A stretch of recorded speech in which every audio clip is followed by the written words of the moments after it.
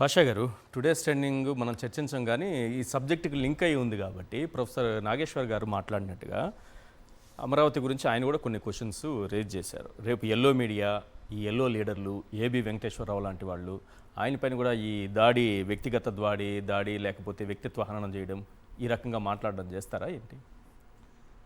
అందరికీ నమస్కారం అండి. సార్, ముందుగా ఇందాక మీరు మాట్లాడినటువంటి ఒక టాపిక్, జగన్మోహన్ రెడ్డి గారు మీడియాతో మాట్లాడుకుంటూ, నేషనల్ మీడియాతో మాట్లాడుకుంటూ ఒక పదం వాడారు. ఆ పదాన్ని దాదాపుగా పచ్చ మీడియా, టీడీపీ, కూటమి ఒక రాంగ్ వేలో ప్రజలకి ప్రొజెక్ట్ చేసేటటువంటి కార్యక్రమం చేశారు. ఓకే, అంటే చదువుకున్నారో గాడిదలు కాశారో నాకైతే తెలియదు, కానీ సింపుల్గా చెప్తున్నా మీకు. తప్పు అంటే వాళ్ళు వాడే భాష వాళ్ళకి వాడుతున్నా. నేను ఒక చిన్న ప్రూఫ్ ఇక్కడ చూపిస్తాను. నేను ఒక ప్రశ్న చాట్‌జీపీటీని అడిగిన, కొంచెం జూమ్ చేస్తే దీన్ని చదువుతా, కొంచెం జాగ్రత్తగా వినండి. నేను అడిగినటువంటి ప్రశ్న ఇక్కడ క్లియర్గా కనిపిస్తుంటుంది మీకు. ఏమడిగాను అంటే, does the word capital city for state exist in constitution అని నేను అడిగా చాట్‌జీపీటీని. No, the term capital city for state does not exist anywhere in the constitution of India. అంటే రాజధాని అన్న పదం కాన్స్టిట్యూషన్లో ఎక్కడా లేదు అని చాట్‌జీపీటీ చెప్తున్నది. Next, what is the constitution actually says? The Indian constitution does not define or uses the phrase capital city for the state. It does not mandate the state must have capital city named అని చెప్పేసి చెప్తున్నారు. అంటే భారత రాజ్యాంగంలో రాజధాని అన్నటువంటి పదం లేదు. ఇదే జగన్మోహన్ రెడ్డి గారు ఆ రోజు చెప్పారు. నేను మీకు ప్రూఫ్ చేసి చూపించాను, ఇక్కడ అడిగాను, సమాధానం వచ్చింది. ఇది ఒక స్టేట్ యాక్ట్, అంటే రాష్ట్రం తీసుకునే నిర్ణయం, ముఖ్యమంత్రి తీసుకునేటటువంటి నిర్ణయం. అందుకే జగన్మోహన్ రెడ్డి గారు ముఖ్యమంత్రి ఏది తలుచుకుంటే అది చేయొచ్చు, ఆయన ఎక్కడ కూర్చుంటే అక్కడి నుంచి పాలన అనేది కొనసాగించవచ్చు అని ఆ రోజు జగన్మోహన్ రెడ్డి గారు చెప్పారు. అవును, ఇదే మనకి కాన్స్టిట్యూషన్ కూడా చెప్తున్నది. ఆ విషయాన్ని ఆ రోజు ఆయన చెప్తే ఇటుది కట్ చేశారు, ఇటుది కట్ చేసి మొత్తానికి అమరావతి మీద ఏంటి విషం చిబ్బుతున్న చాలా చెప్పారులేండి. నేను చెప్తే గలీజుకుంటుంది, చాలా దారుణంగా ఉన్నాయి, చాలా దారుణంగా. అంటే ఒక సభ్య సమాజంలో మనుషులు ఇద్దరు ఊర్లలో కూర్చొని మాట్లాడుకునే మాటల్ని వీళ్ళు డిబేట్లో కూర్చొని మాట్లాడారు. అంత నీచంగా జగన్మోహన్ రెడ్డి గారి గురించి మాట్లాడారు. కానీ ఇందాక నేను చెప్పా, చదువుకున్నవాడు ఎవడు అట్లా మాట్లాడాడు, ప్రాపగెండా చేయాలనుకున్న వాడే మాట్లాడతాడు. ఇది ఒకటి. ఇక మీరు అడిగారు ఇందాక ప్రొఫెసర్ నాగేశ్వరరావు గారు, ఆయన కూడా అట్నే అడ్జేస్తారా, ఆయనను కూడా దమ్ముంటే చేయమని చెప్పండి. అంతేనా? దమ్ముంటే మీరు ఆయనను ట్రోల్ చేసి చూపించండి. ఆయన మీ ఎమ్మడి పడ్డాడంటే రాష్ట్రం వదిలిపెట్టి పారిపోతారు మీరు. అట్లాంటి వ్యక్తిత్వం ఆయనది. ఆయన ఏం మాట్లాడినా ఊకే మాట్లాడాడు ఆధారాలు లేకుండా. ఇది ఆయనకు ఉన్నటువంటి స్పెషాలిటీ. సార్ చెప్పండి, ఏదో అంటున్నారు. ఇది వాళ్ళు రాసింది, వాళ్ళు పెట్టిన థంబ్నైల్స్ లేకపోతే గ్రాఫిక్స్ జగన్ గారి మీద వాళ్ళు నడిపించినటువంటి డిబేట్. ఇది జగన్ అసలు రాక్షస రూపం, కోరలు పీకినా చావని విషసర్పం, రాజధానిని గుర్తించలేని అజ్ఞానం, అమరావతిపై అక్కసు కక్కే మూర్ఖత్వం, నవ్యాంధ్ర నుదుటిపై రాచపుండు, తెలుగు తల్లి కడుపున కుక్కమూతి పిండం, రాష్ట్రం నుంచి తరిమి కొట్టడమే మార్గం, రాజకీయాల నుంచి వెలివేయడమే ఉత్తమం. ఇవన్నీ వాళ్ళు పెట్టిన థంబ్నైల్స్. నా దగ్గర కూడా ఉంది వాళ్ళు పెట్టిన థంబ్నైల్స్ ఇవన్నీ. కాకపోతే నేను అదే చెప్పాను కదా, చదువుకున్న వాడు ఎవ్వడు కూడా ఇంత నీచానికి దిగజారాడు. జనరల్గా ఊర్లలోనే మాట్లాడుకోరు సార్ ఈ భాష. లేనిది ఆయన పైన వేయడమే కాదు, వ్యక్తిత్వ హననం ఎలా ఉంది చూడండి. అదే ప్రీ ప్లాన్గా. అంటే విషయం ఏంటి మీరు అర్థం చేసుకోవాలి. ఒక పెద్ద తుఫాన్ వస్తుంది, రాయలసీమ లిఫ్ట్ ఇరిగేషన్ ప్రాజెక్ట్ అన్నటువంటి ఒక పెద్ద తుఫాన్ వస్తుంది. ఏం చేయాలి? ఆ రోజు జగన్మోహన్ రెడ్డి గారు ప్రెస్ మీట్ పెట్టి ఎన్ని అంశాలు మాట్లాడింది సార్. అన్ని అంశాలు ఆధారాలతో సహా మాట్లాడితే ఏ అంశం మీదైనా సరే జెన్యూన్గా డిబేట్ పెట్టిండు ఎవడన్నా? పెట్టాడు. చివరిగా ఆయన మాట్లాడిన ఒక మాటను పట్టుకుంటారు.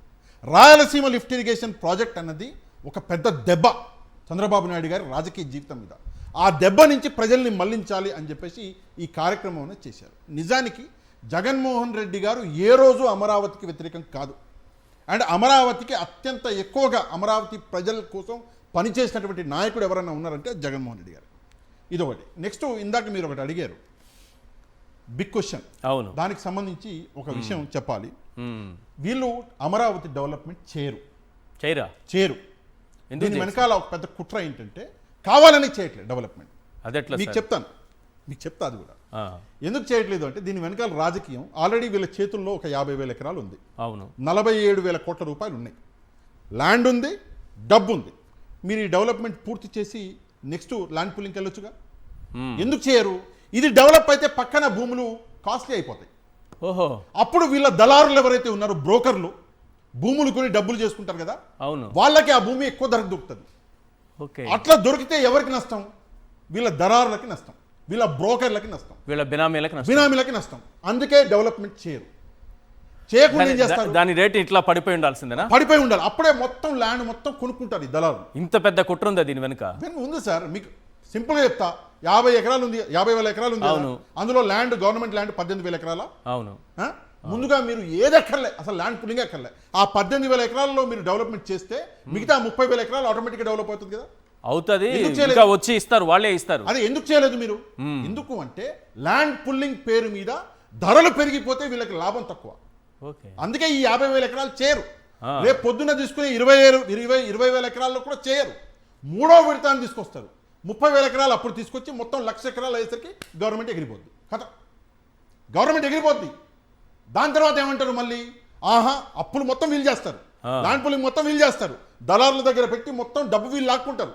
జగన్మోహన్ రెడ్డి గారు ప్రభుత్వం వచ్చాక జగన్మోహన్ రెడ్డి గారు చూసారా డెవలప్మెంట్ చేయట్లేదు అంటారు. ఓకే, ఇది అసలు కుట్ర. 5 సంవత్సరాలకి ప్రతి నెల ప్రీ ప్లాన్గా ఒక పథకం ప్రకారం వెళ్తున్నారు వీళ్ళు. ఇది మామూలు ఈ లెక్కను చూస్తే, మీరు చెప్పేదాన్ని బట్టి చూస్తే, వీళ్ళు డెవలప్ చేయరు అనే దాన్ని బట్టి చూస్తే, ఈ మిగిలిన 3 ఏళ్ల కాలంలో ఈవెన్ సీడ్ యాక్సెస్ రోడ్ కూడా కంప్లీట్ చేయరేమో అని అనిపిస్తుంది. సార్, సీడ్ యాక్సెస్ రోడ్ గురించి మీరు నేను మాత్రమే కాదు, వీళ్ళ పచ్చ మీడియాని ప్రశ్నిస్తుంది. వీళ్ళ పచ్చ మీడియా ఛానల్ పేరు చెప్పేస్తా, మహా టీవీలో కూర్చొని ఆయన మహానుభావుడు ఒక ఆయన సీడ్ యాక్సెస్ రోడ్ అన్న కంప్లీట్ చేయండి అని చెప్పి మన డిబేట్ పెట్టిండు. అవునా? పెట్టి పాపం ఫీల్ అయింది బాగా. చంద్రబాబు నాయుడు గారు ఇంటికి కూడా రోడ్డు వేయలేనటువంటి దరిద్రులు మీరు అని చెప్పేసి, అంటే దరిద్రులు అనలేదు అని బాగా ఫీల్ అయింది ఆయన. కనీసం చంద్రబాబు నాయుడు గారి ఇంటికన్నా రోడ్డు వేయండి అన్నాడు. వేయరు, ఏది చేయరు. ఎందుకు చేయరు అంటే కావాల్సినంత లాభం అన్నది వీళ్ళకి కలిగిన తర్వాత అప్పుడు ఆ రాజకీయాలు పోతే పోయింది, వైఎస్ఆర్సీపీని పక్కన పెడదాం, టీడీపీని పచ్చముఖం పెడదాం, మధ్యలో రైతు కదా సార్ నష్టపోతుంది, అమాయకులు కదా సార్. రైతుల గురించి ఈరోజు మీరు ఇంత ఆలోచిస్తున్నారు, నేను ఇంత ఆలోచిస్తున్నాను, కానీ లాభపడేవాడు ఆలోచించట్ల. రైతులని ఎప్పుడూ ఒక వెపన్ లాగా వాడుకున్నారు. ఆ రోజు 2015 ఇందాక మీరు చెప్పిన జనవరి నెలల్లో 3 ఏళ్లలో రైతుల జీవితాలు మారిపోతున్నాయి. కథం. రేపు పొద్దున నువ్వు కోటీశ్వరుడి, రేపు నువ్వు ఇన్నోవాలోనో ఫార్చునర్లోనో తిరగాలి అని చెప్పేసి కలలు కనిచ్చారు. 2015లో మీరు ఒక రైతు అనుకోండి, 15లో మీరు ల్యాండ్ ఇచ్చారు. ఈ రోజు 11వ ఏళ్ళు నడుస్తుంది. ఈ రోజు మీ జీవితం ఏందో తెలుసా? మీకు భూమి బాయ్, మీకు రిటర్న్ ఇస్తామన్న ప్లాటు బాయ్, మీకు ఆ భూమి మీద ఆధారపడిన వ్యవసాయం బాయ్. మీ చేతుల్లో ఏముంది? ఏమీ లేదు. ఆధారము లేదు, వ్యవసాయము లేదు, డబ్బు ఇన్కము లేదు. ఇవన్నీ తట్టుకొని గుండె ఆగిపోయి రైతులు ఎక్కడ మంత్రి గారి ముందు రైతు గుండె ఆగిపోయి చనిపోతే ఆ పాపం ఆ పెద్ద ఆయన న్యూస్ పేపర్లో రాసిన దరిద్రం ఆ చదివి నిజంగా నాకు నిజంగా చాలా. ఏ న్యూస్ పేపర్లో ఏం దరిద్రం? అదేదో రాసిండు కదా, ఏదో కూల్గా మాట్లాడి కుప్పకూలిపోయిందంట. కూల్గా మాట్లాడి కుప్పకూలిపోయింది. ఇది మనిషి అనేవాడు ఎవడైనా సరే, ఓకే, రాజకీయాలు పక్కన పెడితే నువ్వు మనిషివే. రాసే పెన్ను పట్టుకుని రాసేవాడు మనిషే. ఎవడన్నా రాస్తాడా సార్ చనిపోయిన వ్యక్తి గురించి? రెండోది, వాళ్ళు ఎవరు సార్ చనిపోయే వాళ్ళు? ఆయన ఎవరు? ఆ రైతులు ఎవరు? నిజానికి అమరావతి ఓనర్స్. కరెక్ట్. వాళ్ళు, నువ్వు కాదు, నువ్వు ఇవాళ ఉండి రేపు పొద్దున్న మొత్తం చదువుకుని వెళ్ళిపోయేవాడివి. వాళ్ళు ఓనర్స్. వాళ్ళకి నువ్వు చేసిన ఎంత జర్నలిస్ట్ అయినా మనిషే కదా, మనసే కదా. జర్నలిస్ట్కి మనసు ఉండదా? అదే సార్. ఎల్లో మీడియా అయితే మాత్రం మనసు లేకుండా పోతుంది. ఇంకో విషయం, కూల్గా మాట్లాడి కుప్పకూలి అంతలోనే చచ్చాడని రాయడం. ఇంకో విషయం చెప్తా మీకు. రైతుల్లో ఎప్పుడైతే వ్యతిరేకత వస్తుందో గమనించండి. రైతుల్లో ఎప్పుడన్నా వ్యతిరేకత వస్తుంది, రైతులు ఎప్పుడన్నా ప్రభుత్వానికి వ్యతిరేకంగా మాట్లాడి కోపం పెరుగుతుంది అనగానే ఒక పథకం ప్రకారం ఎల్లో మీడియాని తోస్తారు ముందరికి. ఎల్లో మీడియాని తోసి ఒక ప్రాపగెండా చేస్తారు. నేను ఒకటే విషయం చెప్తున్నా, అమరావతికి జగన్మోహన్ రెడ్డి గారికి మధ్యలో చిచ్చు పెట్టేటటువంటి కార్యక్రమం అన్నది చేస్తున్న వాళ్ళు ఎవరు అంటే ఈ ఎల్లో మీడియా. ఓకే, రైతులు ప్రశ్నిస్తారు అనగానే వీళ్ళు చిచ్చు పెట్టడానికి వచ్చేస్తారు ఎల్లో మీడియా. జగన్మోహన్ రెడ్డి, అరే బాగా మాట్లాడిండు జగన్మోహన్ రెడ్డి గారు, మా కోసం మాట్లాడిండు, ఎవరు ప్రశ్నించలేదు, మా నాయకుడు ప్రశ్నించిండు అని రైతులు ఆలోచించే లోపే వచ్చేసి అప్పుడెప్పుడు కొట్టారు, అప్పుడెప్పుడు అది చేశారు. అది కులాల మధ్యలో చిచ్చు పెట్టింది నువ్వు, గొడవలు రేపుకి అది చేసింది నువ్వు, ప్రాంతాల మధ్యలో విభేదాలు రేపింది నువ్వు, మళ్ళీ తీసుకొచ్చి జగన్మోహన్ రెడ్డి గారి మీద నూకేటటువంటి కార్యక్రమం. ఈ రోజు నిస్సిగ్గుగా, సరే పెద్ద మంచి పేరు చెప్పారు వెంకటరెడ్డి గారు, ఆయన ఏబీవి వెంకటేశ్వరరావు గారు. ఆయనకి ఏందో నాకు అర్థం కాదు, ఆయనకి ఏముందో నాకు అర్థం కాదు. ఆయన ఏం మాట్లాడతాడో అర్థం. ఆయన ఎందుకు ప్రకారం ఆయన ఏదో ఏంది? పార్టీ పెడతారట, ప్రజాసేవ కోసం వచ్చాను పార్టీ ఆయన లెక్క పెట్టబోతున్నాను. ప్రకారం ఏం తెలుసా మీకు? ఆ, ప్రభుత్వం మారంగానే వైసీపీ మొత్తాన్ని తీసుకొచ్చి జైలుపడేయాలి. ఆ, వైసీపీ సర్పంచ్ దగ్గర నుంచి వైసీపీ టాప్ లీడర్స్ వరకు అందరినీ తీసుకొచ్చి జైలు పడేయాలి. ఆయన లెక్క అది. ఓహో. నాకు అర్థం కావట్లే. ఆయన ఒక ఐపీఎస్ ఆఫీసర్గా వర్క్ చేసిండు, ఆ. ఒక సుదీర్ఘమైన ఒక ఎక్స్పీరియన్స్ ఉంది ఆయనకి ఐపీఎస్ ఆఫీసర్గా. అందరినీ ఆయన ఎందుకు శిక్షించలేదు, ఈయన ఎందుకు శిక్షించలేదు, ఆయన రెచ్చగొడతాడు ప్రజల్ని. దేనికి రెచ్చగొడుతారు సార్ మీరు? మీరు ఒక గౌరవనీయ పదవిలో ఉండి రిటైర్ అయినటువంటి వ్యక్తి. అవును. మీరు రెచ్చగొట్టి, ఇందాక చెప్పారు, మీరు నిజంగానే రెచ్చగొట్టాలంటే అన్యాయం జరుగుతున్నటువంటి ఆ రైతుల దగ్గరికి వెళ్ళి కూర్చొని ధర్నా చేయండి. ఏమయ్యా మాకు ఇస్తామన్న ఫ్లాట్లు ఇందాక మీరు పెద్ద లిస్ట్ చదివారు. అవును. ఏంది సార్ నాకు అర్థం కాదు. ఉచిత విద్య, ఉచిత వైద్యము 25 లక్షలు, నిరుద్యోగులు 25 లక్షల రూపాయల సున్నా వడ్డీకి 20 లక్షలు ఇస్తామని నిరుద్యోగుల్ని మోసం చేశారు. మరి ఈయన వెళ్ళి అక్కడ కూర్చొని ధర్నా చేయొచ్చు కదా. ఈయన ప్రజల కోసం మాట్లాడి పార్టీ పెట్టబోతున్నాడు కదా. అవును. చంద్రబాబు నాయుడు గారు పార్టీ వేస్ట్ కదా.